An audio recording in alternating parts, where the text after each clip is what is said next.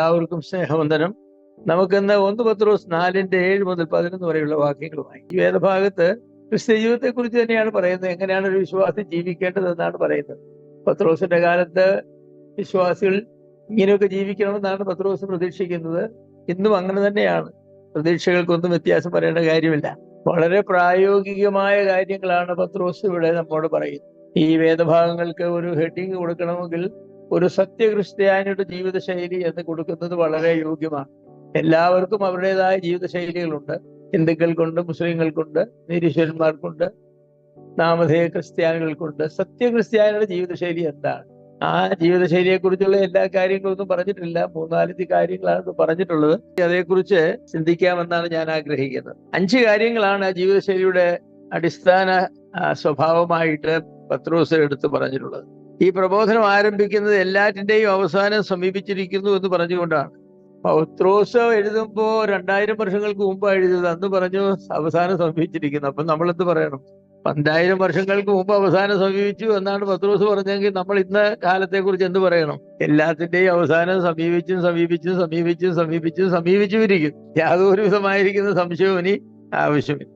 ദൈവത്തിന്റെ വചനത്തിൽ ദൈവ മക്കള് ജീവിച്ചത് എങ്ങനെയാണെന്ന് കാണിക്കുന്ന ഒരു ശൈലിയാണ്. കർത്താവിന്റെ കാലം മുതൽ ആളുകൾ ജീവിച്ചത് ഇപ്പോഴാണ് സമയം. കർത്താവ് നാളെ വരും, ഇന്ന് രാത്രി വരും, കാലമെല്ലാം കഴിഞ്ഞു, എല്ലാം നിവൃത്തിയായി, ഇപ്പൊ വരും എന്ന നിലയിലാണ് അവർ ജീവിച്ചത്. അതുകൊണ്ടാണ് പത്രോസ് പറഞ്ഞത്, സഹോദരന്മാരെ, എല്ലാറ്റിന്റെയും കാലം സമീപിച്ചിരിക്കുന്നു, എല്ലാറ്റിന്റെയും അവസാനം വന്നിരിക്കുന്നു. ഇനിയിപ്പോ ഒന്നും നടക്കാനില്ല, കർത്താവിന് വന്നാൽ മതി. കാരണം കർത്താവ് പറഞ്ഞത്, ഞാൻ പോയി സ്ഥലമൊരുക്കിയാൽ വരാവുന്ന. എത്ര സമയം വേണം കർത്താവിന് സ്ഥലം ഒരുക്കാൻ? 6 ദിവസം കൊണ്ട് ഈ പ്രപഞ്ചത്തെ മുഴുവൻ സൃഷ്ടിച്ചതായിരിക്കുന്ന കർത്താവിന് നമുക്ക് വേണ്ടി ഒരു സ്ഥലം ഒരുക്കാൻ എത്ര സമയം വേണം? 1 ദിവസം വേണോ? ഉണ്ടാകട്ടെ എന്ന് പറഞ്ഞപ്പോൾ സകലവും ഉണ്ടായി, ആകാശവും ഭൂമിയും എല്ലാം ഉണ്ടായി. ഇനി ഓരോ ദിവസം ഉണ്ടാകട്ടെ എന്ന് പറഞ്ഞു. അപ്പൊ എത്ര ദിവസം വേണം കർത്താവിന്? അപ്പൊ അപ്പോസ്തലന്മാരെ മനസ്സിലാക്കിയിരുന്നത് എന്താന്ന് ചോദിച്ചാൽ, കർത്താവ് അങ്ങോട്ട് ചെല്ലും, കാര്യങ്ങൾ ധൃതിയിൽ അങ്ങ് ചെയ്യും, എന്നിട്ട് ഇനി നമ്മളെ കൊണ്ടുപോകും. അങ്ങനെയാണ് അവർ ജീവിച്ചത്. ഇപ്പോ നമുക്കൊരു കാര്യം മനസ്സിലായി, വരുമെന്ന് പറഞ്ഞാൽ ഒന്നും വരികയില്ല, ഈ അവസാനം എന്ന് പറഞ്ഞാൽ ഒന്നും അവസാനമായിട്ടില്ല, ഇനി എന്താണെന്നൊന്നും പറയാൻ ഒക്കുകയില്ല. ഇവിടെ നമ്മൾ ടേക്ക് ഇറ്റ് ഈസി. അതാണ് നമ്മുടെ ആളുകൾ പറയാൻ, ടേക്ക് ഇറ്റ് ഈസി. കർത്താവ് ഇന്ത്യക്കാരനല്ല എന്നുള്ള കാര്യം നമ്മൾ മറന്നു പോകുന്നുള്ളത് തോന്നുന്നു. ഇന്ത്യക്കാർക്ക് സമയം എന്ന് പറയുന്നത് ഇന്ത്യൻ സ്റ്റാൻഡേർഡ് സമയം. എന്തെന്ന് ചോദിച്ചാല്, ഇന്ന് എന്ന് പറഞ്ഞാൽ നാളെയാകാം, മറ്റന്നാളാകാം. അങ്ങനെയാണ് നമ്മൾ കാര്യങ്ങൾ. ചില സമയങ്ങളിൽ പെട്ട് തെറ്റിപ്പോകും. ഞാൻ ഓർക്കുന്നുണ്ട്, കെനിയയിൽ വെച്ച് എനിക്ക് സംഭവിച്ച ഒരു കാര്യം. 3 മണിക്കുള്ള ഫ്ലൈറ്റ് ആണ് ഇന്ത്യയിലെ ബോംബെയിലേക്കുള്ള ഫ്ലൈറ്റ്. എനിക്ക് വന്നേ വെക്കൂ. ഇപ്പോ എനിക്ക് എന്റെ ടിക്കറ്റ് 1 മാസം കൂടെ കഴിഞ്ഞുള്ള ഒരു ടിക്കറ്റാണ്, മാറ്റാവുന്ന ടിക്കറ്റ് ഒന്നുമല്ല. പക്ഷെ എനിക്ക് വന്നേ വെക്കൂ എന്ന് ഞാൻ പറഞ്ഞു. ഞാൻ ചെന്ന് മാനേജർ കണ്ടൊക്കെ എല്ലാം എടുത്തപ്പോ മാനേജർ ഒരു കാര്യം പറഞ്ഞു, നിങ്ങൾക്ക് സീറ്റ് കിട്ടുമെന്നുള്ളതിന് യാതൊരു ഉറപ്പും ഞാൻ തരികയില്ല, കാരണം ആ പ്ലെയിൻ ഫുൾ ബുക്ക്ഡ് ആണെന്ന് പറഞ്ഞു. പിന്നെ ഏതെങ്കിലും ലാസ്റ്റ് മിനിറ്റിൽ ആരെങ്കിലും വരാൻ സാധിക്കാതെ വന്നാൽ ആദ്യം ചെല്ലുന്നവർക്ക് ആ ടിക്കറ്റ് കിട്ടും. അപ്പൊ നിങ്ങൾ ആദ്യം ചെന്നേക്കണം. 1 മണിയാകുമ്പോൾ കൗണ്ടർ തുറക്കും. 1 മണിക്ക് നിങ്ങൾ അവിടെ എത്തിയിരിക്കണം. ഞാൻ താമസിച്ചിരുന്ന ഒരു കെനിയക്കാരൻ ഡോക്ടറുടെ കൂടെ ഞാൻ ടാക്സി ഒക്കെ വിളിക്കാമെന്ന് പറഞ്ഞു. അദ്ദേഹം, വേണ്ട, അതിന്റെ ആവശ്യമില്ല, ഞാൻ നിങ്ങളെ കൊണ്ടുവിടാമെന്ന് പറഞ്ഞു. എനിക്ക് കാറുണ്ടത്തിന്റെ ടാക്സി വിളിക്കുന്നത്. അല്ല, ഡോക്ടർ വരുമ്പോഴത്തേക്ക് താമസിച്ചു. വരികയില്ലെന്ന് പറഞ്ഞു. സമയത്ത് വന്നേക്കാമെന്ന്.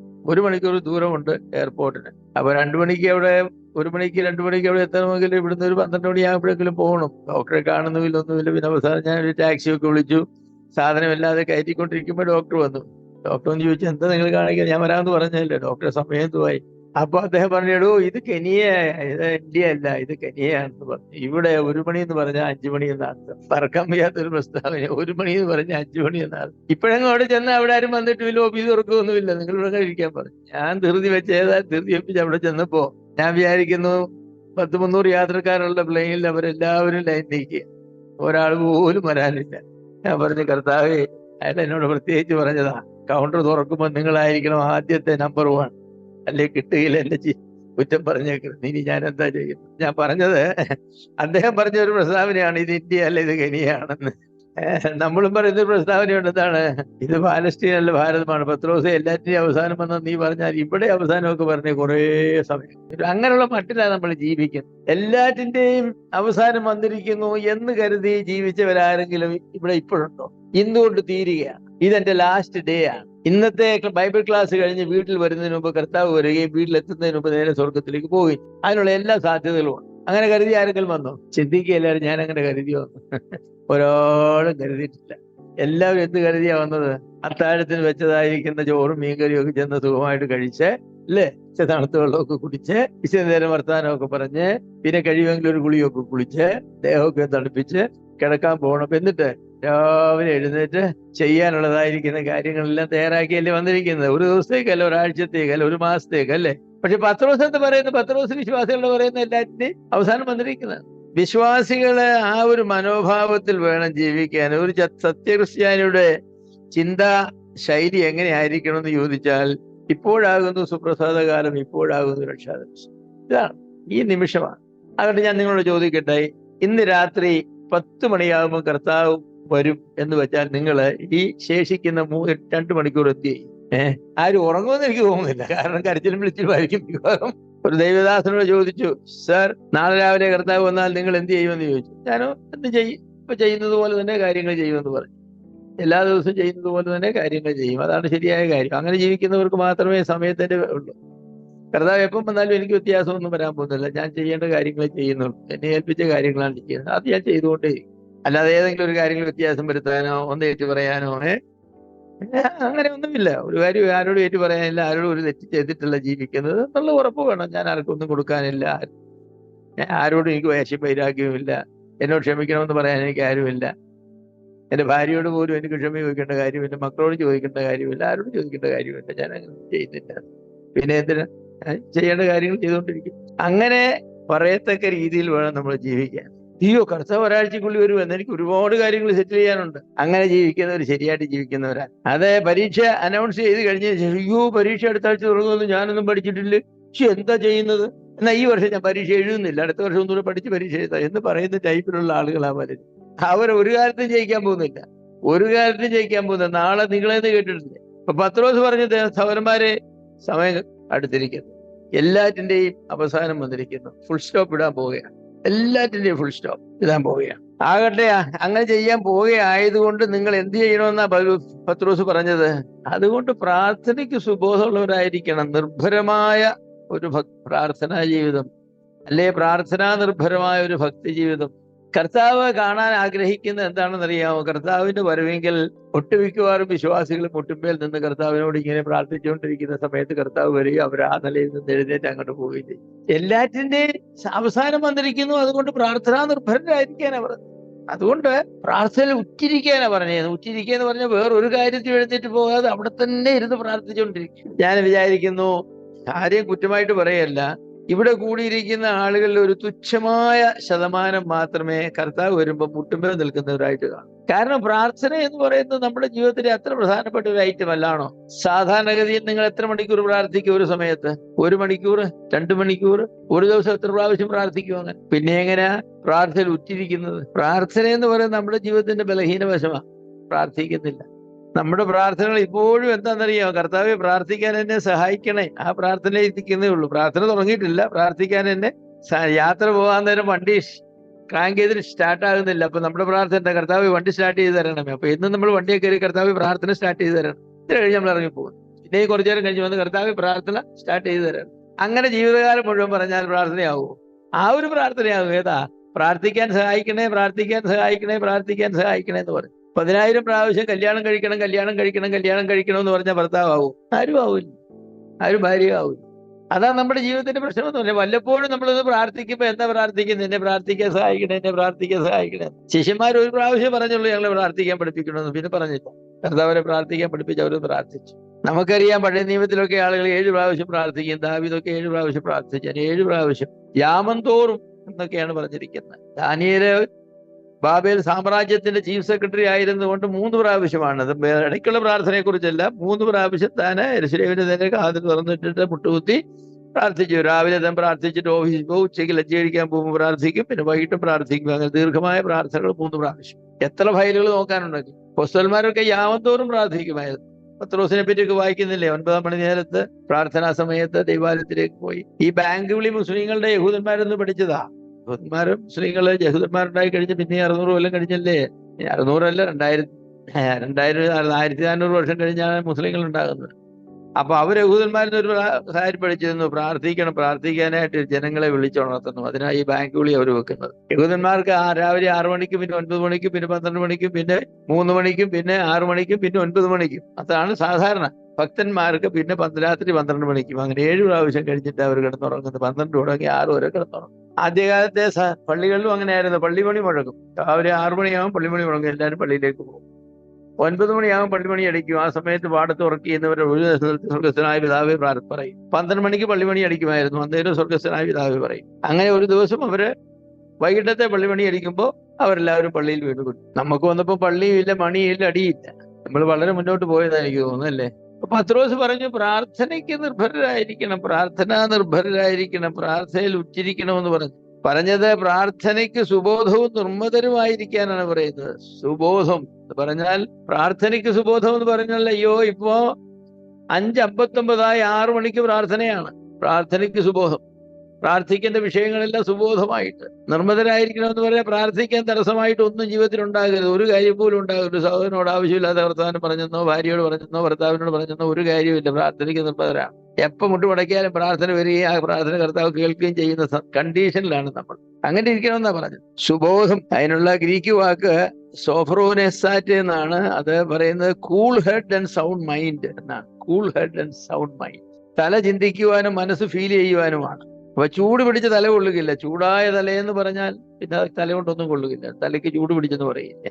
തല എപ്പോഴും തണുത്തിരിക്കണമെന്നാണ്. കാലെപ്പോഴും ചൂടായിരിക്കണം, തല എപ്പോഴും തണുത്ത് വരിക. ഇപ്പൊ പ്രാർത്ഥിക്കുവാൻ അനുകൂലമായ ചുറ്റുപാട് സൃഷ്ടിക്കുവാനുള്ള ഉത്തരവാദിത്വം നമുക്കുണ്ട്. നാം എപ്പോഴും ഓർക്കണം, സൗരനോട് ആവശ്യമില്ലാത്തൊരു കാര്യമാണ്, അയ്യോ ഞാൻ അടുത്ത ഒരു മണി കഴിയുമ്പോൾ ഞാൻ പ്രാർത്ഥിക്കാൻ പോകേണ്ടതാണ്, ഞാൻ എങ്ങനെ പ്രാർത്ഥിക്കാൻ പോകുന്നത് ഈ കണ്ടീഷനിൽ? ഞാൻ എങ്ങനെ ഇനി പോയി പ്രാർത്ഥിക്കുന്നത്? ഉടനെ തന്നെ നിലപ്പ് പ്രാപിക്കും. സൗര എന്നോട് ക്ഷമിക്കണം, ഞാൻ പറഞ്ഞത്, എനിക്ക് പ്രാർത്ഥിക്കണം, ശുദ്ധ മനസ്സാക്ഷിയോട് പ്രാർത്ഥിക്കണം.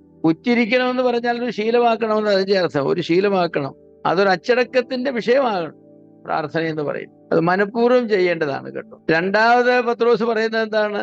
8ാമത്തെ വാക്യത്തിൽ പറയുന്നു, അതാണ് സകലത്തിനും മുൻപേ തമ്മിൽ തമ്മിൽ ഉറ്റ സ്നേഹമുള്ളവരായി. എന്നിട്ട് പറഞ്ഞു, സ്നേഹം പാപങ്ങളുടെ ബഹുത്വത്തെ മറയ്ക്കുന്നു എന്ന് പറഞ്ഞു.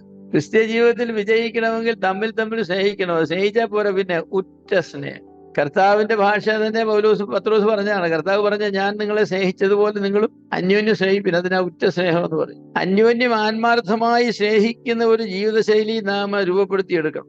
ഇന്നിപ്പോ സഹോദരന്മാർ തമ്മിൽ സ്നേഹമാണോ? എത്ര സഹോദരന്മാർ എന്നെ വിളിച്ച ഓരോ സഹോദരന്മാരുടെ വേറെ സഹോദരന്മാരുടെ പരാതികൾ പറഞ്ഞെന്നറിയാം. ബ്രദറെ അങ്ങനെ, ബ്രദറെ ഇങ്ങനെ, ബ്രദറെ അങ്ങനെ. എന്താണ് ഇതൊക്കെ? സഭയാണോ? ഒരു ക്ലബ്ബുകളാണെന്ന് എനിക്ക് തോന്നുന്നു. സഭയ്ക്കകത്തൊന്നും അങ്ങനെയൊന്നുമില്ല. ഇതൊക്കെ വെറും ക്ലബ്ബുകളാണ്. പിന്നെ ചീട്ടുകളിയൊന്നും അല്ല ക്ലബ്ബിൽ നടക്കുന്നത്. കുറച്ചുകൂടെ നല്ല കാര്യങ്ങളാണെന്നുള്ളതേ ഉള്ളൂ. ഇതാവും വ്യത്യാസം. തമ്മിൽ തമ്മിൽ സ്നേഹം, ഒറ്റ സ്നേഹമുള്ളവരായിരിക്കും. ഒരു സഹോദരനെ കണ്ടില്ലെങ്കിൽ എന്തോ ഒരു പ്രയാസമാണ്.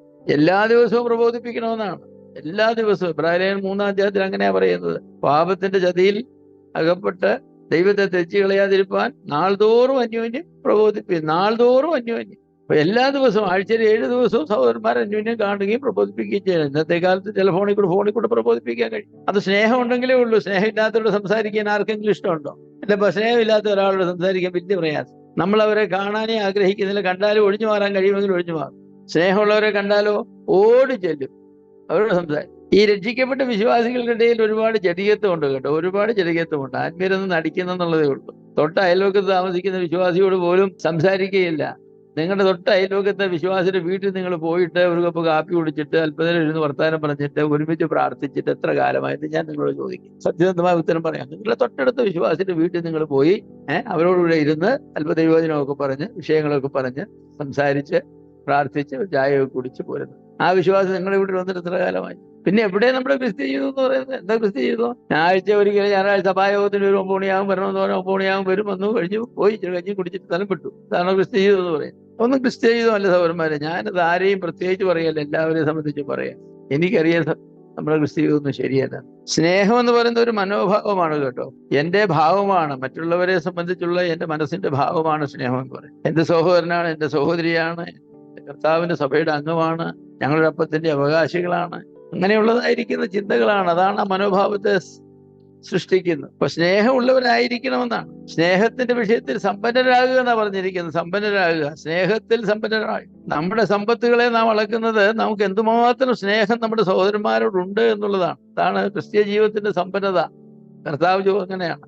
നീ ദരിദ്രനാണല്ലോ, എന്താ സുഹൃത്ത് അങ്ങനെ പറഞ്ഞത്? നിനക്കിന്റെ സഹോദരന്മാരുടെ യാതൊരു സ്നേഹവുമില്ല. ഇത്രയും ദാരിദ്ര്യമുള്ള സഭ ഞാൻ കണ്ടിട്ടില്ല. കാരണം അവിടെയുള്ള സഹോദരന്മാർക്കൊന്നും അന്യോന്യ സ്നേഹമില്ല. സ്നേഹത്തിന്റെ കാര്യത്തിലാണ് നിങ്ങൾ ദാരിദ്ര്യമെങ്കിൽ നിങ്ങൾ വെറും പരമദാരിദ്ര്യമുള്ളവർ. അതുകൊണ്ട് സ്നേഹത്തിൽ സമ്പന്നരാകണം. എന്നിട്ട് പറയാം സ്നേഹം പാപങ്ങളുടെ ബഹുത്വത്തെ മറയ്ക്കുന്നു എന്ന് പറഞ്ഞതിന്റെ അർത്ഥം എന്താ? സ്നേഹമുള്ളവർക്കിടയിൽ എന്തെങ്കിലും അല്പസ്വല്പ തെറ്റുകൾ വന്നാൽ അതൊന്നും അവർ കണക്കാക്കുക ഇല്ല. സ്നേഹമുള്ളവരുടെ ഇടയിൽ ഒരാളുടെ കാലിൽ കയറി ചവിട്ടി പോയെങ്കിൽ മറ്റേ നമ്മള് സോറി സാർ, എന്ത് സോറി പറയാൻ, അത് പറ്റും വിഷയമാണ്. സ്നേഹമില്ലാത്തവരാണെങ്കിൽ കാലം അവർ തട്ടിയാൽ തിരിച്ച് മറ്റേ കാലെടുത്ത് ഒരു എനിക്കങ്ങ് എന്താ പറയും. നമുക്കറിയാം ഒരാളൊരു തെറ്റ് ചെയ്താൽ നമ്മൾ എങ്ങനെയാ പ്രതികരിക്കുന്നത് എന്നുള്ളത് ആ സ്നേഹത്തിന്റെ അടയാളം. എന്നോടൊരാളൊരു അപരാധം ചെയ്താൽ ഞാൻ ആളോട് എങ്ങനെയാ പ്രതികരിക്കും? സാരമില്ല സഹോദര, നമ്മളൊക്കെ ദൈവമക്കളല്ലേ, നമ്മളൊക്കെ ഒരു സഭയുടെ അംഗങ്ങളല്ലേ, ഒരു ശരീരത്തിന്റെ ഭാഗങ്ങളല്ലേ, തെറ്റും കുറ്റമൊക്കെ വരും, നമുക്ക് ക്ഷമിച്ച് മുന്നോട്ട് പോവാം. അപ്പോഴത്തേക്ക് അതേക്കുറിച്ച് ആ സഹോദരനെ വിളിച്ച് പറഞ്ഞു, ഈ സഹോദരനെ വിളിച്ച് പറഞ്ഞു, വലിയ പ്രശ്നമാക്കി പറഞ്ഞു, അല്ലേ ഇനി മിഷനുകാർ വന്ന് തീർക്കേണ്ടതായിരിക്കുന്ന ഇഷ്യൂവാണ്, ഞാൻ ഇനി സഭയിലേക്കില്ല, എന്തെല്ലാം പ്രശ്നങ്ങളാണ് നമുക്കുള്ളത് എന്ന് പറയും. സ്നേഹം എന്ന് പറഞ്ഞ മേമ്പടിക്ക് ഇങ്ങനെ തൊട്ടു നോക്കാനില്ല. വെറ്റില പൊറുക്കുന്ന കാലത്ത് ആളുകൾ ഇങ്ങനെ ചുണ്ണാമ്പെടുത്തിട്ട് ശകലം ചുണ്ണാമ്പെടുത്തിട്ട് ഇങ്ങനെ തൂക്കും. അത്രയും തൂക്കാൻ പോലും നമ്മുടെ സ്നേഹമില്ല. വെറുതെ കാഴ്ചപ്പോ വെറുതെ ഒരു ഷോ അല്ലേ, അല്ല ഒരു ഷോ ആണ്. പത്രോസ് പറഞ്ഞ് സമയം എടുത്തിരിക്കുന്നു, കർത്താവിന്റെ വരവ് എടുത്തിരിക്കുകയാണ്, സ്നേഹത്തിൽ ഇട്ടിരുന്നോളം പറഞ്ഞു. അല്ലെങ്കിൽ കാര്യങ്ങൾ വേറെയാണ്. പ്രാർത്ഥന വിട്ടിരിക്കണം. കർത്താവ് വരുമ്പോൾ നിങ്ങൾ പ്രാർത്ഥിക്കുന്നവരായിട്ട് കണ്ടില്ലെങ്കിൽ പ്രശ്നമാണ്. സ്നേഹിക്കുന്നവരായിട്ട് കണ്ടില്ലെങ്കിൽ, ക്ഷമിക്കുന്നവരായിട്ട് കണ്ടില്ലെങ്കിൽ പാപങ്ങളുടെ ബഹുത്വത്തെ മറയ്ക്കുന്നതാണ്. 1 കൊരിന്ത്യർ 13 അത് തന്നെ പറഞ്ഞു ഇല്ലയോ? സ്നേഹം ദോഷത്തെ കണക്കിടുന്നില്ല എന്ന് പറഞ്ഞാൽ സഹോദരന്മാർ ദോഷം ചെയ്യും, പക്ഷെ സ്നേഹം ഉണ്ടെങ്കിൽ എന്ത് ചെയ്യില്ല? അതൊന്നും ഹൃദയത്തിന്റെ പുസ്തകത്തിൽ എഴുതി വെക്കുകയില്ല. ഇന്ന ദിവസം ഇന്ന തീയതി അവൻ എന്നോട് ഇങ്ങനെ ചെയ്തു, എന്നെ കുറിച്ച് ഇന്നിങ്ങനെ പറഞ്ഞു, അത് എഴുതി വെക്കുക. അങ്ങനെ ഒരു കാര്യമേ ഇവിടെ കാണും. ഒന്നും സംഭവിക്കാത്തതുപോലെ കാര്യങ്ങൾ ഇങ്ങനെ പോകും, സ്നേഹത്തിൽ പോകും. മനസ്സിലോ ഡയറിയിലോ ഒക്കെ കുറിച്ച് വെക്കും. ഞാൻ ഒരിക്കലും ഒരു സഭയിലെ പ്രശ്നം തീർക്കാൻ ചെന്നപ്പോ പ്രശ്നത്തിൽ ഉൾപ്പെട്ട ഒരു സഹോദരൻ തന്റെ ഡയറി എടുത്തുകൊണ്ട് വന്നിട്ട് താൻ അങ്ങോട്ട് വായിച്ചു. തീയതി സമയം ഇന്നടത്ത് വെച്ച് ഇന്നത് പറഞ്ഞു, പിന്നെ തീയതി സമയം ഡേറ്റ് ഇന്ന കാര്യം ചെയ്തു, ഇന്നടത്ത് വെച്ച് കണ്ടു, ഇന്നടത്ത് വെച്ച് കണ്ടിട്ട് എന്നെ മിണ്ടിയില്ല, ഇന്നടത്ത് പറഞ്ഞു, എല്ലാം ഡേറ്റ് ഇട്ട ഒരു 19 ഐറ്റംസ്. ഞാൻ പറഞ്ഞു, എന്റെ സഹോദര, ഇതൊക്കെ എഴുതുന്ന സമയത്ത് കോയിറ്റേം എഴുതിയിരുന്നെങ്കിൽ എത്ര നന്നായിരുന്നു. ഇതെല്ലാം എഴുതുന്ന സമയത്ത് നിങ്ങൾ കോയിറ്റേം നോട്ട് എഴുതിയിരുന്നെങ്കിൽ നിങ്ങൾക്ക് എന്ത് നന്മ വരുമായിരുന്നു. ഇതൊക്കെയാണോ നിങ്ങൾ എഴുതി സൂക്ഷിക്കുന്നത്? ഇതൊക്കെയാണോ എന്നും എടുത്ത് വായിക്കുന്നത്? എങ്ങനെ ബന്ധമുണ്ടാകും? ഇതൊക്കെ വായിച്ചുകൊണ്ടിരുന്ന വല്ല ബന്ധമുണ്ടാകും? വീട്ടിൽ സംസാരിക്കുന്നത് അവരങ്ങനെ ചെയ്തു, അവളിങ്ങനെ ചെയ്തു, അവളങ്ങനെ പറഞ്ഞു, ഇങ്ങനെ പറഞ്ഞു. സ്നേഹം അതിക്രമങ്ങളുടെ ബഹുത്വത്തെ മറയ്ക്കുന്നു എന്നാ. അതിന്റെ പുറത്ത് തുണി, റോഡിലൊക്കെ ആരെങ്കിലും ചത്തു വീണാല്, ഇടിച്ച് കാറടിച്ചാൽ എന്ത് ചെയ്യും? ആരെങ്കിലും ഒരു ഷീറ്റ് കൊണ്ടുവന്ന് മൂടിയിടുമെന്ന് പറഞ്ഞ പോലെ ആരെങ്കിലും ഒരു തെറ്റ് ചെയ്താൽ നമ്മൾ ആ തെറ്റിന്റെ പുറത്ത് എന്ത് ചെയ്യും? ഒരു മൂടുപടം. അതേക്കുറിച്ചൊന്നും പറഞ്ഞുകൊണ്ടിരിക്കുകയാണ്. അതൊക്കെ പറഞ്ഞുകൊണ്ടിരിക്കുന്നത് നമ്മുടെ ശൈലിയല്ല. കാരണം എന്താ? കർത്താവ് വരാൻ അടുത്തിരിക്കുന്നു. വല്ലതും അധികം ഉണ്ടെങ്കിൽ ദൈവത്തിന്റെ ന്യായത്തിന് മുൻപാകെ തീർക്കേണ്ടി വരുമില്ലേ? എന്നാ പിന്നെ അതങ്ങ് മറന്നേക്കുകയല്ലേ നല്ലത്? മറന്നേക്കുക നല്ലത്. അപ്പൊ അതും പത്രോസ് പറഞ്ഞു. അപ്പൊ 2 കാര്യങ്ങൾ പത്രോസ് പറഞ്ഞു. എന്തൊക്കെയാ പറഞ്ഞ? ഒന്ന്, പ്രാർത്ഥനയിൽ ഉറ്റിരിപ്പിൻ. പ്രാർത്ഥന ഒരു ശീലമാക്കി അതിൽ ഉച്ചരിക്കണം. അവർ 7 പ്രാവശ്യം പ്രാർത്ഥിച്ചു, നമുക്ക് 3 പ്രാവശ്യമെങ്കിലും പ്രാർത്ഥിക്കാം. ദിവസം 3 പ്രാവശ്യം. രണ്ടാമത്, തമ്മിൽ സ്നേഹം. അതെ, ആത്മാർത്ഥമായി സ്നേഹിക്കുന്ന ഒരു ശൈലി നമുക്ക് വേണം. തമ്മിൽ ഉറ്റ സ്നേഹമുള്ളവരായി. സ്നേഹം പാപങ്ങളുടെ ബഹുത്വത്തെ മറയ്ക്കും. സ്നേഹം ഉണ്ടോ ഇല്ലയോ എന്ന് അറിയാനുള്ള ഏറ്റവും വലിയ ടെസ്റ്റ് എന്താണെന്നറിയാം? ഞാനിപ്പോൾ വിചാരിച്ചുള്ളൂ, സഹോദരനൊക്കെ പോയി 1 അരമണിക്കൂർ വർത്തമാനം പറഞ്ഞു. ഈ വർത്തമാനം പറഞ്ഞതിനിടയിൽ എത്ര സഹോദരന്മാരുടെ കുറ്റം സഹോദരൻ എന്നോട് പറയുന്നുണ്ടെന്നുള്ളത് സ്നേഹത്തിന്റെ തെളിവാണ്. എന്നാലും ആ സഹോദരന് അങ്ങനെയാണ്, അദ്ദേഹം കൊള്ളുകയില്ല, അദ്ദേഹത്തെ ഇങ്ങനെ പ്രശ്നമുണ്ട്, ഇങ്ങനെ പ്രശ്നം. കാരണം സ്നേഹം പാപത്തിന്റെ ബഹുത്വത്തെ മറക്കുന്നില്ല, തുറന്നു കാട്ടുക ചെയ്യുന്നത്. എല്ലാം തുറന്നു കാട്ടുക ചെയ്യുന്നത്. വരുന്നവരും പോകുന്നവരും തുറന്നു കാട്ടുക. നിങ്ങൾ നിങ്ങളുടെ സഭയിലെ ഏതെങ്കിലും സഹോദരന്റെ കുറ്റം വേറെ ഏതെങ്കിലും സഹോദരനോട് പറയാറുണ്ടോ? പറയാറുണ്ടോ? ആരോടും? നിങ്ങൾ സ്നേഹിക്കുന്ന ആളാണ് നിങ്ങൾ പറഞ്ഞിട്ട് കാര്യമൊന്നും. അത് മറക്കാനും ക്ഷമിക്കാനും നിങ്ങൾക്ക് ഇതുവരെയും കഴിഞ്ഞിട്ടില്ലെങ്കിൽ നിങ്ങൾ എന്ത് ചെയ്യുന്നു? നിങ്ങൾ ആ മുറിവ് ഉണങ്ങാനായിട്ട് സമ്മതിക്കുക. ഈ ജന്തുക്കളുടെ ദേഹത്തൊക്കെ മുറിവ് വന്നാലേ, പശുവിന്റെ ഒക്കെ ദേഹത്ത് മുറിവ് വന്നാലേ കരിയാൻ വലിയ പ്രയാസമാണ്. കാരണം എന്തെന്നറിയാമോ? ആ മുറിവ് അന്നേരം തന്നെ നക്കും. അതങ്ങനെ നക്കിക്കൊണ്ടിരിക്കും. എന്ത് ചെയ്യും? അതൊരിക്കലും ഇല്ല. അതിന് മൃഗഡോക്ടർമാരൊക്കെ ചെയ്യുന്നത് കഴുത്തേൽ അവര് ഒരുപിടി കമ്പൊക്കെ വെച്ച് കെട്ടി ഇങ്ങനെ, കാരണം ഇങ്ങനെ അങ്ങോട്ട് തിരിയാനൊക്കെ ഇങ്ങനെ നേരെ ഇങ്ങനെ നിന്നോണം. വിശ്വാസികളുടെ ഹൃദയത്തിന്റെ കഴുത്തിൽ കുറെ കമ്പ് വെച്ച് കെട്ടിയത് നന്നായിരുന്നു. അപ്പൊ സ്നേഹത്തിൽ സമ്പന്നരാണ്. മൂന്നാമത്തെ പത്രോസ് പറയുന്നത് അതിനേക്കാൾ കുറച്ചുകൂടെ പ്രയാസമുള്ളത്. എന്താ മൂന്നാമത് പറഞ്ഞിരിക്കുന്നത്? 9-ാം വാക്യത്തിന്, പിറുപിറുപ്പ് കൂടാതെ തമ്മിൽ അതിഥി സൽക്കാരം ആചരിപ്പേ. അതിഥി സൽക്കാരം ആചരിക്കുന്നത് തന്നെ പ്രയാസമാണ്. തമ്മിൽ എന്ന് പറഞ്ഞാൽ ഈ സഭയിലുള്ള വിശ്വാസികൾ തമ്മിൽ മത്തായച്ചൻ യോനാച്ചൻ മത്തായച്ചനെയും മറിയാമ്മ ശോശാമ്മ മറിയാമ്മയും വിളിച്ച് സൽക്കാരം ചെയ്യുക. അത് പിറുപിറുപ്പ് കൂടാതെ വേണം. പിറുപിറുപ്പ് കൂടാതെ തമ്മിൽ സൽക്കാരം ചെയ്യും. ഈ അതിഥി സൽക്കാരം എന്ന് നമ്മുടെ മലയാളത്തിലും ഇംഗ്ലീഷിലും ഒക്കെ പറഞ്ഞിരിക്കുന്ന വാക്കിന് ശരിക്കുള്ള അർത്ഥമെന്ന് പറഞ്ഞാൽ ലവ് ഫോർ സ്ട്രേഞ്ചേഴ്സ് എന്നാണ്. ഫിലക്സിനോസ് എന്ന് പറഞ്ഞാൽ അപരിചിതരെ സ്നേഹിക്കാനാ പറഞ്ഞ, അപരിചിതരെ. അതിന്റെ മാതൃക അബ്രഹാമാണ്. അബ്രഹാം ഒരു ദിവസം ചൂടൊക്കെ ഉള്ള ദിവസമാണ്, മമ്രയുടെ തോപ്പിൽ ഒരു വൃക്ഷമൊക്കെ ഉണ്ട്, അതിന് ചൂടിലിങ്ങനെ ഇരിക്കുക. സാറാ കൂടാരത്തിൽ തന്നെ ആയിരിക്കും, നല്ല ചൂടുള്ളതാണ്, ചെറിയ കാറ്റുമൊക്കെ ആണ്, വിശറിയൊക്കെ ആയിട്ട് ഇങ്ങനെ ഇരിക്കുമ്പോൾ നോക്കിയപ്പോ മുന്നേ കൊണ്ട് റോഡുണ്ട്. റോഡിൽ വന്ന് നേരെ വീണ്ടും മുന്നിൽ 3 പേര് നിൽക്കും. എന്താ ചെയ്തത്? അങ്ങോട്ട് ചെന്നിട്ട് നിലം വരെ കുനിഞ്ഞ് താണ് നമസ്കരിച്ച യജമാനന്മാരെ, എന്നെ വിട്ടു പോകരുത്, എന്റെ വീട്ടിൽ വന്ന് സാരം വെള്ളം കൊണ്ടുവന്ന് ഞാൻ നിങ്ങളുടെ കാല് കഴുകട്ടെ, ഒരു മുറി അപ്പം ഞാൻ നിങ്ങളുടെ മുന്നിൽ കൊണ്ടുപോകട്ടെ, ഇതിനായിട്ടല്ലോ നിങ്ങൾ എന്റെ വീടിന്റെ മുന്നിൽ കൂടെ കടന്നു പോയെന്നവർ. റോഡിൽ കൂടെ പോയവർ കടന്നു പോകുന്നത് എന്തിനാ? റോഡിൽ കൂടെ കടന്നു പോകുന്നവർ എന്തിനാ പോകുന്നത്? അബ്രാമിന്റെ വീട്ടിൽ അവരെ കൊണ്ടുവന്ന് കാല് കഴുകി അപ്പം കൊടുക്കാൻ. എബ്രാഹിം 13-ാം അധ്യായത്തിൽ ഇതേക്കുറിച്ച് പറഞ്ഞതിന് ശേഷം പറയുന്നത്, അത് സൽക്കാരം നിലനിൽക്കട്ടെ, അതിനാൽ ചിലർ അറിയാതെ ദൂതന്മാരെ സൽക്കരിച്ചു. ദൂതന്മാരെ സൽക്കരിച്ച് അറിയാതെ, അവരാന്ന് അറിഞ്ഞും കൊണ്ടൊന്നുമല്ല, അറിയാതെ. അപ്പൊ ഇന്നത്തെ കാലത്ത് അതിന്റെ ഒന്നും സാഹചര്യമില്ല. അങ്ങനെ ആരും വീട്ടുവാതിക്കലെങ്കിലും വന്നിരിക്കുന്നില്ല. എല്ലാവരും അവരവരുടെ കാറിലും ബൈക്കിലും സൈക്കിളും ഒക്കെ അല്ലെ ഓട്ടോയിലും ഒക്കെയാണ് പോകുന്നത്. അതുകൊണ്ട് അതിനുള്ള അവസരമില്ല. അവസരമുണ്ട്. ഇവിടെ പത്രോസ് പറഞ്ഞത് തമ്മിൽ തമ്മിൽ എന്ന് പറഞ്ഞാൽ അതിന്റെ അർത്ഥം എന്താ? എപ്പോഴും കാണുന്നവരായിരിക്കുന്ന ആളുകളെ കുറിച്ചാണ്. നിങ്ങളുടെ അടുക്ക് വരുന്നതായിരിക്കുന്ന അപരിചിതരെ എന്ന് എടുത്തു പറഞ്ഞില്ല. തമ്മിൽ തമ്മിൽ നിങ്ങളുടെ സഭയിൽ സഹോദരന്മാരുണ്ട്, തമ്മിൽ തമ്മിൽ എന്ത് ചെയ്യണം? ആഴ്ചയിൽ ഒരിക്കലും എങ്കിലും എല്ലാ വീട്ടിലും അതിസൽക്കാരം ചെയ്യണം. 5-6 പേരെയെങ്കിലും സഭയിലെ വിളിച്ച് മാറി മാറി വിളിക്കണം, അങ്ങോട്ടും ഇങ്ങോട്ടും വിളിക്കണം, വിളിച്ചിട്ട് അതിസൽക്കാരം ചെയ്യണം. ഇവിടെയെങ്കിലും ചെയ്യാൻ വലിയ പ്രയാസമാണ് കേട്ടോ. ഞാൻ ഇപ്പോഴും ഓർക്കുന്നുണ്ട്, ഞങ്ങളിലായിരിക്കുമ്പോൾ ഒരു സഹോദരസൽക്കാരത്തിൽ വിളിച്ചു, സഹോദര ബ്രദറെ ബുധനാഴ്ച ഫ്രീ ആണെന്ന് ചോദിച്ചു. എന്താ കാര്യം എന്ന് ചോദിച്ചു. ഞാൻ പറഞ്ഞു, ഞങ്ങളുടെ വീട്ടിൽ നമുക്ക് എല്ലാം കൂടെ വീട്ടിൽ ഒരുമിച്ച് കൂടി പോയിട്ട് പ്രധാനമൊക്കെ പറഞ്ഞ് പ്രാർത്ഥിച്ചില്ല, ആരോ കഴിയും, ഞങ്ങളുടെ വീട്ടിൽ അരി വെക്കുന്നുണ്ടെന്ന് പറഞ്ഞു. നിങ്ങളുടെ വീട്ടിൽ വന്ന് ചോറുണ്ട കാര്യം ഞങ്ങൾക്കില്ല. നമ്മൾ ഒത്തിരിയും പറഞ്ഞത് ഞങ്ങൾ നാണിച്ചു പോയി. വേറൊരു സഹോദരൻ ഉണ്ടായിരുന്നു ആ സഭയിൽ തന്നെ. അദ്ദേഹം സഭയിലുള്ള എല്ലാവരെയും വിളിക്കുമായിരുന്നു, ഞങ്ങളെ മാത്രം വിളിക്കുകയില്ലായിരുന്നു. ഞാൻ ഒരിക്കൽ ചോദിച്ചു, എന്താ സഹോദരൻ നിങ്ങൾ എല്ലാവരെയും വിളിക്കും, ഞങ്ങളെ വിളിക്കാത്ത? എങ്ങനെ 5-6 പിള്ളേരും ഉണ്ട്, എല്ലാത്തിനും വിളിച്ച് എന്തുമാത്രം അരി വെക്കണം? നേരെ മുഖത്ത് നോക്കി പറഞ്ഞു എന്നുള്ളത് സന്തോഷം. ഞങ്ങൾക്ക് 5 പിള്ളേരല്ലേ, ഞങ്ങൾ 2 പേരും ഇല്ലേ, 7 പേർക്ക് അരി വെക്കണ്ടേ? മറ്റേതാന്ന് ഓരോരുത്തരും 2 പേരും അല്ലേ ഉള്ളൂ. 3 കുടുംബത്തെ വിളിച്ചാലും 7 ആകത്തേക്കേ ഇല്ല എന്ന് പറയും. ഈ അതിസൽക്കാരത്തെ പറ്റിയുള്ള നമ്മുടെ കാഴ്ചപ്പാടുകൾ വളരെ വികലമാണെന്നാണ് ഞാൻ പറഞ്ഞത്. അങ്ങനെ ഒരു സ്വഭാവം നമുക്കില്ല. നമ്മൾ ഭാരതീയർക്ക് ഒരു മര്യാദയുണ്ട്. എന്താണ്? വീട്ടിലാരെങ്കിലും കയറി വന്നാൽ ഒരു ഗ്ലാസ് പച്ചവെള്ളം കൊണ്ട് കൊടുക്കും. അത് സാധിച്ചു വടക്കേ ഇന്ത്യക്കാരെ ചോദിക്കാതെ തന്നെ കൊണ്ട് കൊടുക്കും. ആര് വീട്ടിൽ വന്നാലും ആദ്യം അവർ വെള്ളമാണ് കൊണ്ട് കൊടുക്കുന്നത്. ചൂടുകാലത്താണ് വെള്ളം മാത്രമല്ല, ചെറിയ ശർക്കരയുടെ ചെറിയ പഞ്ചസാരയുടെ ചെറിയ ബിസ്ക്കറ്റ് ഉണ്ട്, അത് 2 ബിസ്ക്കറ്റും കൊണ്ട് കൊടുക്കും, ചായയും കൊടുക്കും, കാപ്പി വെള്ളവും കൊടുക്കും. അത് കഴിഞ്ഞ് ചായ തരും. നമ്മുടെ നാട്ടിൽ പിന്നെ അതൊന്നുമില്ല, വെള്ളം കൊടുക്കാറില്ല. കുറച്ച് കഴിഞ്ഞാൽ ഇച്ചിരി നേരമൊക്കെ ഇരിക്കുകയാണെങ്കിൽ ചായയോ കാപ്പിയോ എന്താ ഇഷ്ടമെന്ന് ചോദിക്കും. ചായ എന്ന് പറയാൻ ചായ കൊണ്ട് കൊടുക്കും. പിന്നെ ചിലപ്പോൾ ഒരു ബിസ്ക്കറ്റും കൊടുത്തുന്നിരിക്കും. കൊണ്ടുകൊണ്ടിരിക്കുന്ന സമയത്ത് കയറി ചെല്ലുന്നെങ്കിൽ ഊണ് കഴിച്ചതാണോ എന്ന് ചോദിക്കും. മിക്കവാറും നമ്മുടെ ആളുകൾ മാന്യമായിട്ട് അവരാ പറയും, സത്യസന്ധനാന്നേ പറയും ഊണ് കഴിച്ചതല്ല, പക്ഷെ ഇപ്പൊ കഴിക്കുന്നില്ല, വീട്ടിൽ ചെന്നേ കഴിക്കും. വേറെ ഞാൻ കഴിച്ചിട്ടാ വന്നതെന്ന് പറയും. എന്താ കഴിച്ചിട്ട് വന്നതെന്ന് ചോദിച്ചാല് അടുത്ത കടയിൽ നിന്ന് ഒരു പഴം വാങ്ങിച്ച് നിന്നതായി കഴിച്ചിട്ടാ വരുമെന്ന് പറയുന്നത്. കാരണം അങ്ങനെ പറയാൻ വേണ്ടി അത് വാങ്ങിച്ച് കഴിച്ചു. കള്ളം പറയാൻ പാടില്ലല്ലോ. അല്ല, ഒരു വടയുടെ. കാരണം ആരുടെയും സൽക്കാരം സ്വീകരിക്കാനോ ആരെയും സൽക്കരിക്കാനോ നമുക്ക് താല്പര്യമുള്ള ആളുകള് അല്ല. അതാണ് അതിന്റെ യാഥാർത്ഥ്യം. നാബാൽ പറഞ്ഞ പോലെയാ, നമ്മളെല്ലാം നാബാലിന്റെ വംശത്തിൽപ്പെട്ടവരാ. നാബാൽ എന്തോ പറഞ്ഞത്? എന്റെ ആടും എന്റെ അപ്പവും വല്ലോനും കൊടുക്കാനാണ് ഒരുക്കിയിരിക്കുന്നത്. ദാവീദ് പറഞ്ഞപ്പോഴേ അതാ പറഞ്ഞത്. യജമാന്മാരെ വിട്ടുചാടി കിടക്കുന്ന ഓരോ പാർട്ടികളുണ്ട്, 10-400 എണ്ണവുമായിട്ട് നടക്കുക അരമാടികൾ. എന്റെ ആടിനെയെല്ലാം അവർക്ക് കൊടുത്തയക്കാൻ. അത് നാബാലിനെ കിട്ടില്ല.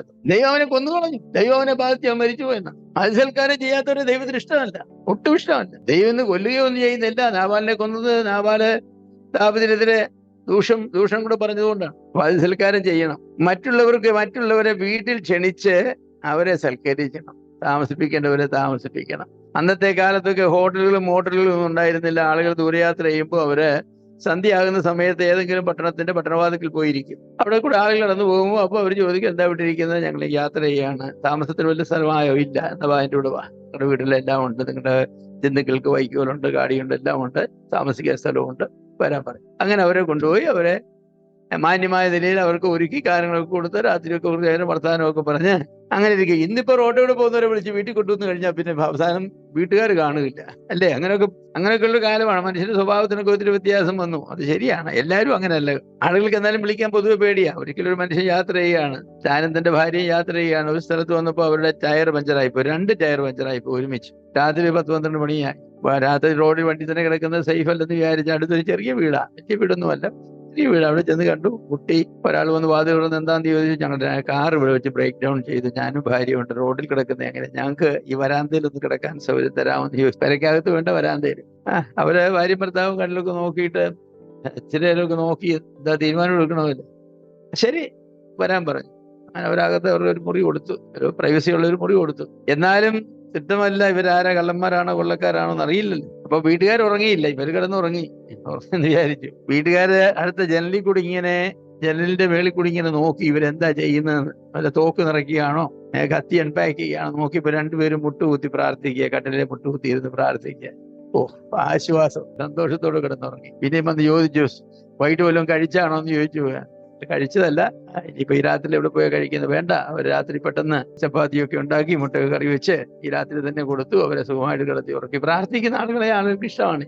രാവിലെ ആ മനുഷ്യരെ ഇറങ്ങിപ്പോയി, ചെറിയ വീടാ, ഇറങ്ങിപ്പോയി. ആ മനുഷ്യന് 50,000 രൂപയുടെ ചെക്ക് എഴുതിയ മേശപ്പുറത്ത് വെച്ചത്. അവരെല്ലാം പോയി കഴിഞ്ഞിട്ട് അവർ വന്ന് നോക്കിയപ്പോൾ ഒരു മേശപ്പുറത്ത് ചെക്ക് ഇരിക്കുന്ന നോക്കിയപ്പോൾ 50,000 രൂപയുടെ ഒരു ചെക്കാണ്. നിങ്ങളുടെ ആവശ്യങ്ങൾക്ക്, നിങ്ങളുടെ സ്നേഹത്തിന് നന്ദി, നിങ്ങളുടെ ആവശ്യങ്ങൾക്ക് ഇത് സഹായമായിരിക്കും. അറിയാതെ ദൂതന്മാരെ സൽക്കരിച്ചു, അറിയാതെ ദൂതന്മാരെ സൽക്കരിച്ചു. ചില സമയങ്ങളിൽ അങ്ങനെ വിചാരിച്ച്, ഇതും വിചാരിച്ചും കൂടെ നിങ്ങൾ ആരെയും വിളിച്ച് കയറ്റരുത് കേട്ടോ. പക്ഷെ നല്ല മനുഷ്യരിപ്പോഴും ഉണ്ട്, ദൈവബോധമുള്ളവരും ദൈവത്വമുള്ളവരുമായ മനുഷ്യരിപ്പോഴും ഉണ്ട്. ഒരിക്കലും കുടുംബം ഹോട്ടലിൽ കയറി, വളരെ തെക്കും തിരക്കുമുള്ള ഹോട്ടലിലാണ്. അവർ ഭാര്യയും ഭർത്താവും 3-4 മക്കളും കൂടി കയറി ആരൊക്കെ ഓർഡർ ചെയ്തു. അവർ കഴിച്ചു കഴിഞ്ഞിട്ട് ബില്ല് കൊടുക്കാൻ നേരം മാനേജർ പറഞ്ഞപ്പോൾ കൗണ്ടറിൽ ഇരിക്കുന്ന ആൾ പറഞ്ഞു, നിങ്ങളുടെ ബില്ല് ഓൾറെഡി പെയ്ഡാന്ന് പറഞ്ഞു. അതാരെ, ഇതാ നിങ്ങളുടെ ബില്ല് തന്നു, നിങ്ങൾ സമാധാനത്തോടെ പൊക്കോളാൻ പറഞ്ഞു. ചൂളി ചോദിച്ചും പറഞ്ഞു, ഞങ്ങളെ ഹോട്ടലിൽ ഞങ്ങൾക്ക് ഒരു പ്രമാണമുണ്ട്, പ്രാർത്ഥിച്ചിട്ട് ആഹാരം കഴിക്കുന്നവരുടെ കാശ് വാങ്ങി. ഇവിടെ ഒരുപാട് ആളുകൾ വരികയും പോവുകയും ചെയ്യും, അവരാരും പ്രാർത്ഥിക്കാതെ പട്ടിയുടെ കൂടെ കൊണ്ടിടുന്നത് കമാന്ന് കമങ്ങിക്കുന്നത് കാണാം. പക്ഷെ ഞങ്ങൾ ശ്രദ്ധിക്കുന്നുണ്ട് എല്ലാവരെയും, നിങ്ങൾ സ്തോത്രം ചെയ്തിട്ടാണ് ആഹാരം കഴിച്ചത്, അതുകൊണ്ട് നിങ്ങൾ ദൈവമക്കളാണെന്ന് ഞങ്ങൾ സ്വീകരിച്ചു, അതുകൊണ്ട് നിങ്ങൾക്ക് ഫ്രീ ആഹാരം. നമ്മുടെ നാട്ടിലൊന്നും അത് പ്രതീക്ഷിച്ച് ഹോട്ടലിൽ കയറി പ്രാർത്ഥിച്ചിട്ട് നിങ്ങളവിടെ ബില്ല് കൊടുക്കാന്നൊരു എന്താ ഒന്നും പറയാത്തത്, ഞങ്ങൾ പ്രാർത്ഥിച്ചിട്ടാണല്ലോ കഴിച്ചത് എന്ന് പറഞ്ഞാൽ അവർ പറയും, അടുക്കളയിലോട്ട് എല്ലാം പറയും, കുറച്ച് വിറക് എടുത്തിട്ട് തരും എന്ന് പെട്ടാൻ പറയും. പക്ഷെ എന്നും എല്ലാ സ്ഥലത്തും ഉണ്ട്. ക്രിസ്തീയ സ്വാധീനം ഉള്ളതായിരിക്കുന്ന രാജ്യങ്ങളിലൊക്കെ അതിഥി സൽക്കാരം എന്ന് പറയുന്നത് ഒരു പ്രത്യേകം. ഞാൻ നിങ്ങളോട് പറയട്ടെ, ഞാനും ഗ്രേസ് ഞങ്ങൾ വിദേശത്ത് നിന്ന് അതിഥി സൽക്കാരം എന്തെന്ന് ഞങ്ങൾ അവിടെ ചെന്നാണ് പഠിച്ചത്. ഞങ്ങളുടെയൊക്കെ വീടുകളിൽ ഒരുപാട് അതിഥി സൽക്കാരം ചെയ്യുന്ന വീടുകളാണ്, ഉപദേശിമാർ വരികയും താമസിക്കുകയൊക്കെ ചെയ്യും. പക്ഷെ എന്നാലും ആളുകളെ വിളിച്ച് വീട്ടിൽ കൊണ്ടുവന്ന് ആഹാരം കൊടുക്കുന്ന രീതി ഞങ്ങൾ ഇന്ത്യയിലായിരുന്നപ്പോൾ കണ്ടിട്ടില്ല. സഭയിലുള്ള ഏതെങ്കിലും വിശ്വാസികളുടെ ചൊവ്വാഴ്ച എന്താ വൈകിട്ട് പരിപാടിയൊന്നും ഇല്ല, നിങ്ങളെല്ലാം കൂടെ ഞങ്ങൾ വീട്ടിലോട്ട് പോയി, എന്തിനാ നമുക്കെല്ലാം കൂടെ ഉള്ള ആഹാരമൊക്കെ കഴിക്കാമെന്ന് പറയും. അങ്ങനെ ആരെയും വിളിക്കാറുണ്ട്. അങ്ങനെ ഒരു പതിവില്ല.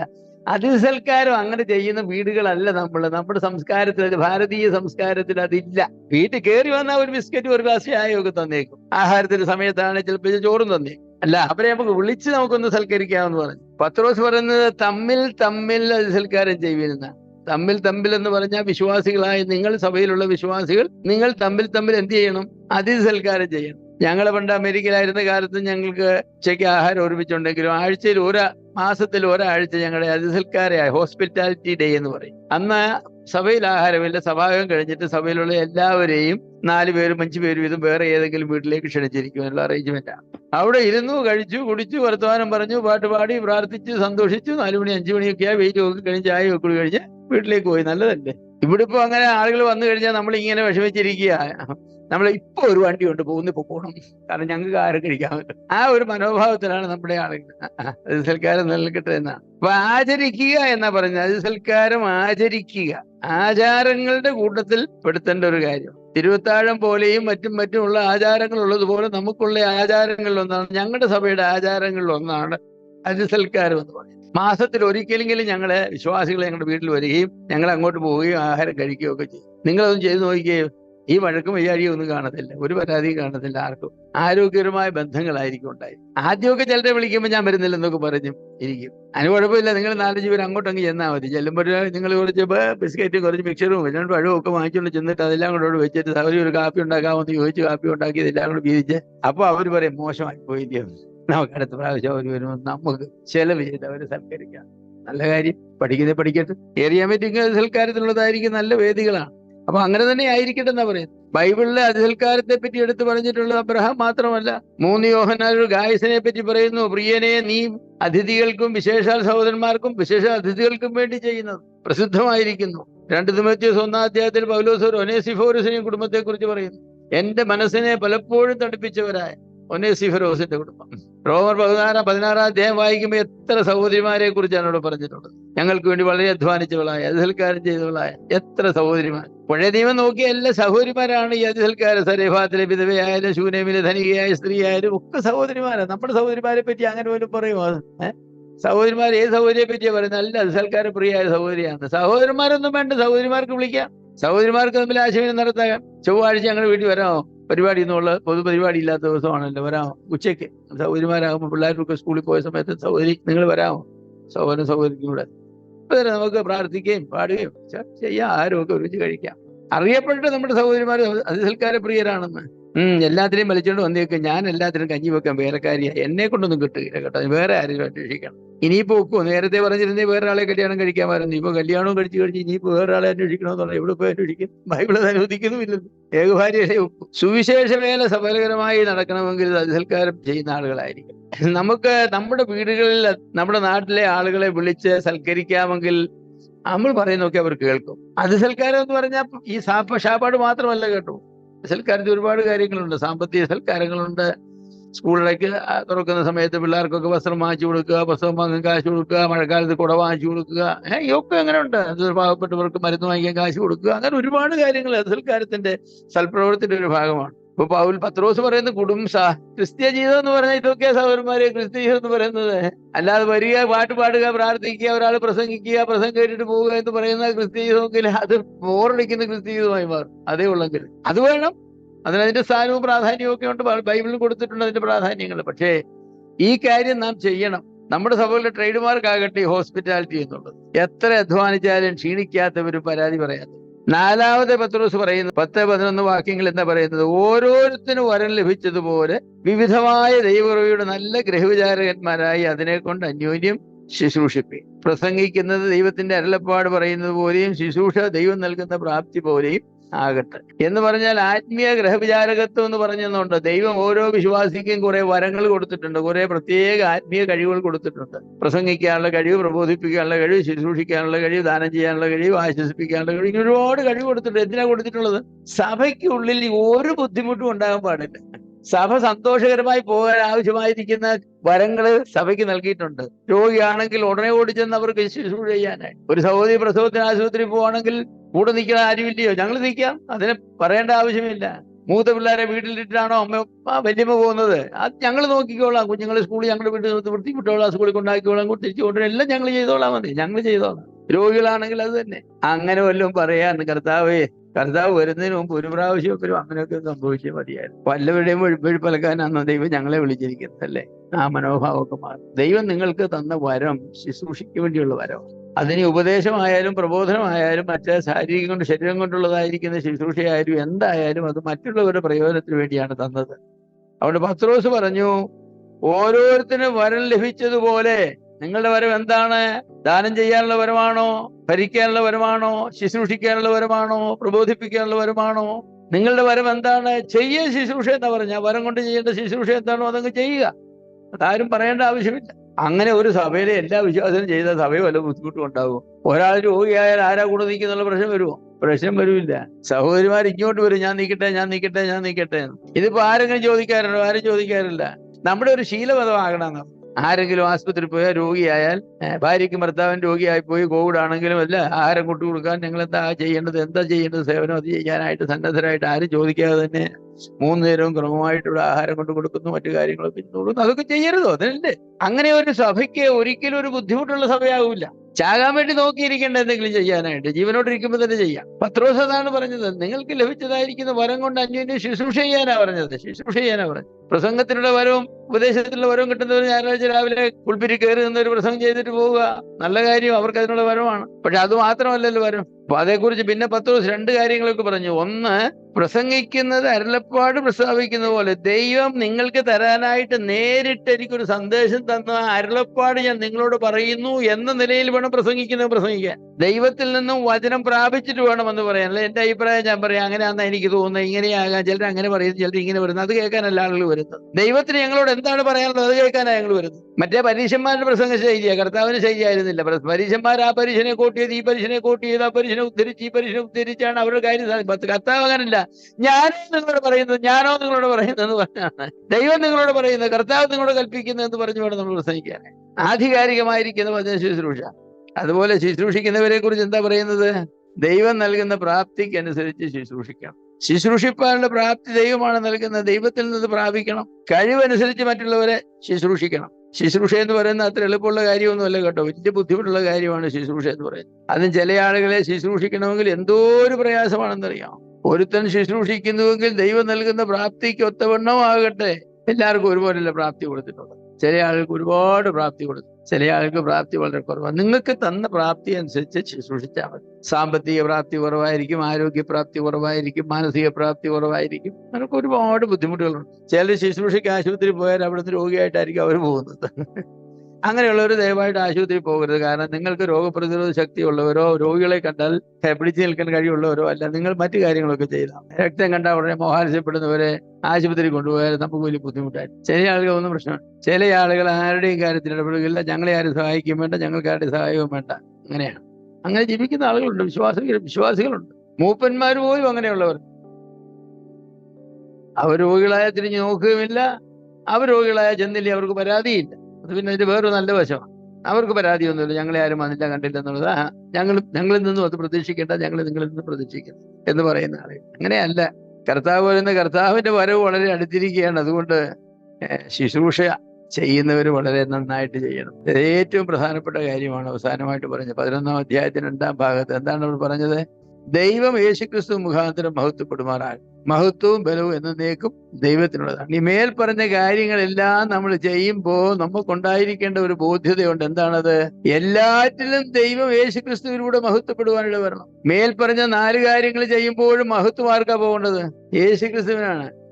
മറിയാമ സഹോദരി ഭയങ്കര സൽക്കാരം. അയ്യോ, അവരുടെ ഒരു മീൻകറിയുടെ രുചി, അവരെല്ലാം ഒന്ന് പാചകം ചെയ്താൽ എന്തോ രസമാണെന്ന് പറയല്ല വേണ്ടത്. കർത്താവ് ആ കുടുംബത്തെ ഇത്രമാത്രം അനുഗ്രഹിച്ചു. ദൈവം അവർക്ക് പാചകത്തിനുള്ള കഴിവ് കൊടുത്ത്, ശുശ്രൂഷിക്കാനുള്ള കഴിവ് കൊടുത്തു. ദൈവം എത്ര നല്ലവനാണ് എന്നാ പറയേണ്ടത്. മഹത്വം ആർക്ക് പോകണം? ദൈവത്തിന് പോകണം. ആ സഹോദരൻ ആശുപത്രി വന്ന് എന്തോരം സേവനങ്ങൾ ചെയ്തു, എന്തോരം നല്ല സേവനങ്ങളാണ് ചെയ്തത്. ദൈവം ആ സഹോദരന് കൊടുത്ത കൃപ ഓർക്കുമ്പോൾ എനിക്ക് എത്ര സ്തുതിച്ചാലും സ്തോത്രം ചെയ്താലും മതിയാകുന്നില്ല. ദൈവം എത്ര നല്ലവനാണ്. അതുപോലെയുള്ള സഹോദരന്മാരെ എടുത്ത് അവരെ കൊണ്ട് വലിയ വലിയ കാര്യങ്ങൾ ചെയ്യിക്കാൻ പ്രാപ്തിയുള്ളവനാണെന്നുള്ളത്. ദൈവത്തിനല്ലേ മഹത്വം പോകേണ്ടത്? അതാ പത്രോസ് പറയുന്നത്, നിങ്ങൾ ഇതൊക്കെ ചെയ്യുമ്പോൾ സ്വന്തമായി മഹത്വം ഏറ്റെടുക്കരുത്. നിങ്ങൾക്ക് പുകഴ്ച കിട്ടണമെന്ന് വിചാരിക്കരുത്. ആളുകളെയൊക്കെ സഭയിൽ എഴുന്നേറ്റ് നിന്ന് നിങ്ങളെയല്ല പുകഴ്ത്തേണ്ടത്. നിങ്ങളെ സൃഷ്ടിക്കുകയും രക്ഷിക്കുകയും കൃപാവരങ്ങൾ തന്ന് നിങ്ങളെ താങ്ങുകയും ചെയ്തതായിരിക്കുന്ന ദൈവത്തിന് മഹത്വം കിട്ടണം. എല്ലാവരും അത് കേട്ടിട്ട് ഹല്ലേലൂയ സ്തോത്രം എന്ന് പറയണം. നമ്മൾ പലപ്പോഴും ചെയ്യുന്നത് നമുക്ക് കൈയ്യടി കിട്ടണം. അതാണ് തെറ്റിപ്പോയി. നാം ചെയ്തതിന് ഒരു അർത്ഥവുമില്ലാതെ നമ്മുടെ ശുശ്രൂഷകളുടെ മഹത്വം ദൈവത്തിന് പോകും. വളരെ പ്രശസ്തമായിരിക്കുന്ന ഒരു സംഗീത ട്രൂപ്പ്, ക്രിസ്ത്യൻ സംഗീത ട്രൂപ്പാണ്.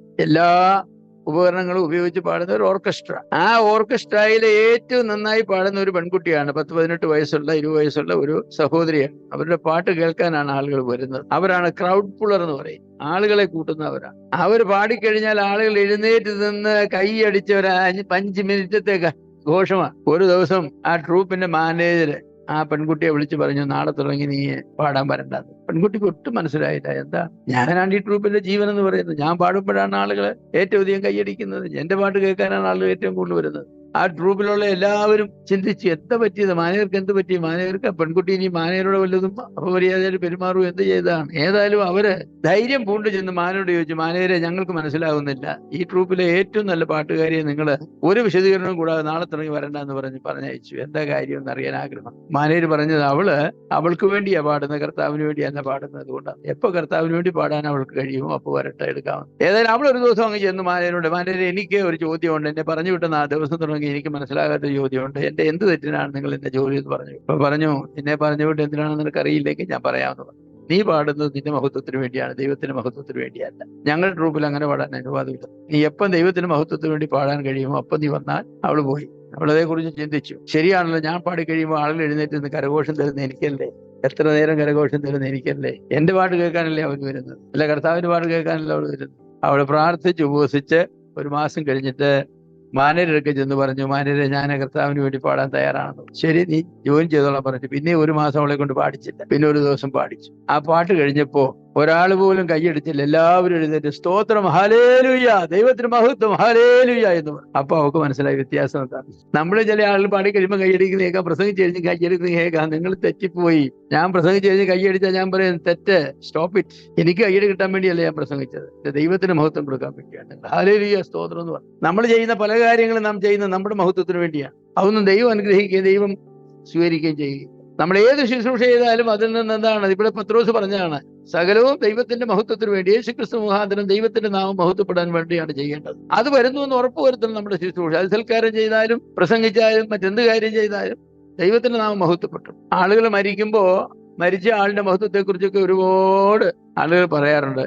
ഞാനത് ഓർക്കുമ്പോൾ എനിക്ക് ഭയങ്കര ഭയം വരിക. ഞാൻ കർത്താവിനോട് അങ്ങനെ പ്രാർത്ഥിക്കും, കർത്താവെ, ഞാൻ മരിക്കുമ്പോൾ ഒരാൾ പോലും എന്നെക്കുറിച്ച് പറയരുത്, എല്ലാവരും നിന്നെക്കുറിച്ച് പറഞ്ഞാൽ എനിക്ക് സന്തോഷമാണ്. ഏബ്രഹാം തോമസിനെ കുറിച്ച് പറയരുത്, ഏബ്രഹാം തോമസിന്റെ ദൈവത്തെക്കുറിച്ച് പറയാം. ഞാൻ ഏതെങ്കിലും വിധത്തിൽ ഉപയോഗിക്കപ്പെട്ടെങ്കിൽ എന്റെ കഴിവ് കൊണ്ടല്ല, ദൈവത്തിന് കൃപ കൊണ്ടാണ്. അതല്ലേ പറയേണ്ടത്, അതാണ് പറയേണ്ടത്. അപ്പോ ക്രിസ്തീയ ജീവിതത്തിന്റെ ആകെ തുക എന്ന് പറഞ്ഞ അവസാനം വന്ന സകലവും ദൈവനാമഹത്വത്തിന് വേണ്ടി യേശുക്രിസ്തു മുഖാന്തരം ദൈവം മഹത്വപ്പെടേണ്ടതിന് വേണ്ടി ചെയ്യുക. പ്രിയമുള്ളവരെ, നമ്മുടെ ക്രിസ്തീയ ജീവിതത്തിന്റെ അന്തസത്ത എന്ന് പറഞ്ഞാൽ അതാണ്. നിങ്ങൾ എന്ത് ചെയ്താലും അത് മുഖാന്തരം ദൈവം മഹത്വപ്പെടുന്നുണ്ട്, ദൈവത്തിന് മഹത്വം പോകുന്നുണ്ട്. നിങ്ങൾക്ക് അല്പമെങ്കിലും മഹത്വം വരുന്നു നിങ്ങൾ തോന്നിയാൽ ആ ശുശ്രൂഷ ശരിയായിരുന്നാ അത് പറയും. സാത്താൻ വന്ന് പറയും, നന്നായിരുന്നു കേട്ടോ, അടിപൊളിയായി. മൂടിയോ സ്വർജനോ ആരോ പ്രസംഗിച്ചപ്പെടാന്ന് ഓർക്കുന്നില്ല, സ്വർജനാണെന്ന് തോന്നുന്നു. ഒരു സഹോദരി വന്ന് പറഞ്ഞു, സ്വർജൻ ദാറ്റ് വാസ് ഗ്രേറ്റ് എന്ന് പറഞ്ഞു. ഓ, മഹത്വമായിരുന്നു. സ്വർജൻ പറഞ്ഞു, നീ പറയുന്നതിന് മുമ്പ് സാത്താൻ എന്നോട് പറഞ്ഞായിരുന്നു. എല്ലാം ദൈവനാമഹത്വത്തിൽ. ക്രിസ്ത്യ ജീവിതം എന്ന് പറയുന്നത് അതിമഹത്തായ ഒരു ജീവിതമാണ്. പക്ഷെ അതിന്റെ മഹത്വം കർത്താവിനായി, അനുഗ്രഹം നമുക്ക് ദൈവജനത്തിനുമായി. അപ്പൊ അങ്ങനെ ജീവിക്കാനും ശുശ്രൂഷിക്കാനും വലിയവനായ ദൈവം നമ്മെ സഹായിക്കട്ടെ. ദൈവനാമഹത്വം. ആമേൻ.